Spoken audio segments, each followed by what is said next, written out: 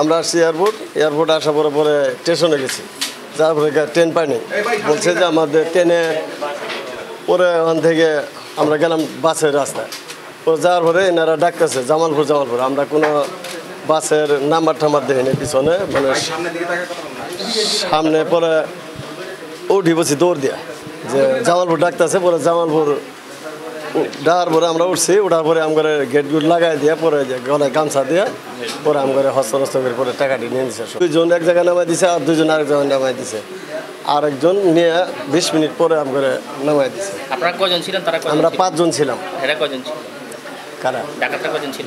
তারা মানে অনুমান করলে মানে 10 থেকে 12 জন হবে। তারা কি অস্ত্র? না, অস্ত্র কোনো কিছু দেখায় নাই, মানে এমনি গামছা গলায় দিয়ে, মানে বাসের শুধু আড়াই ছিল, আর কেউ ছিল না।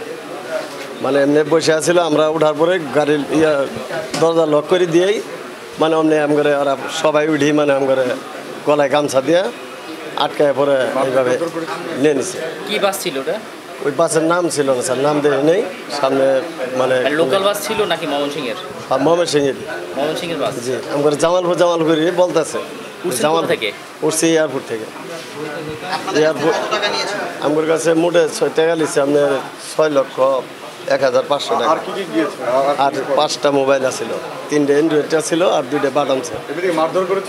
না, মারধর করে নাই, এরমিতা খালি আমার একটা চর্মা ছিল, ওই যে যেসব কারাকারি করছে, আর ওই যে আমার ছোট ভাইয়ের একটু মারছে। এখন জন্ম সনদ দিয়ে খোলো বিকাশ স্টুডেন্ট অ্যাকাউন্ট, নিজের বিকাশ নিজে কর।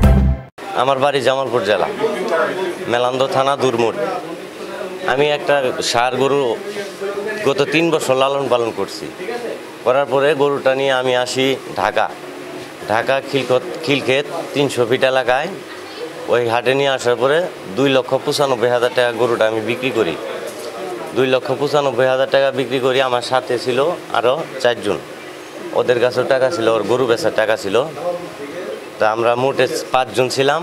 5 জন আমরা জামালপুরের উদ্দেশ্যে রওনা দেওয়ার পরে আমাদের বিমানবন্দর থেকে একটা বাস আসে।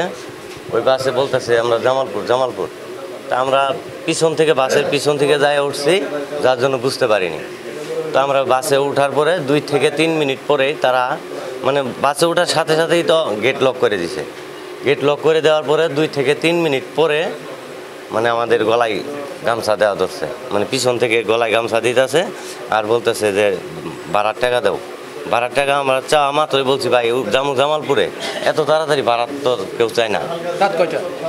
রাত তখন 7টা থেকে 8টা বাজো এরকম, এর মাঝখানে। তারপরে গলায় গামছা ধরলো।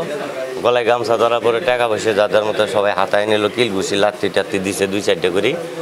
দেওয়ার পরে আমার কাছে টাকা ছিল, এই টাকা নিল। নেওয়ার পরে আমার জামাইয়ের কাছে টাকা ছিল, সেটিও নিল। নেওয়ার পরে ওদের 4 জনের নামাই দিল আগে, আমার নামাই দিছে 20 মিনিট পরে। 15 থেকে 20 মিনিট আমারে ঘুরাইয়া আবার গাছের ভিতরে চোখ বাঁধা অবস্থায় ছিলাম, গলায় গামছা দিয়া চোখ বাঁধা। তারপরে ওরা একজনে বললো যে এরে ডেট করে ফালাই দেয় এক জায়গায়। আমি বিমানবন্দর থানায় গেছি। বাসে উঠছি বিমানবন্দর থেকে।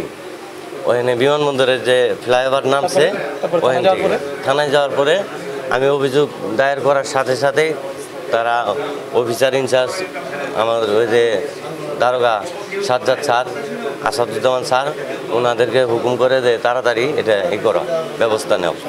তারপরে সাথে সাথে ওনারা ব্যবস্থা নিছে।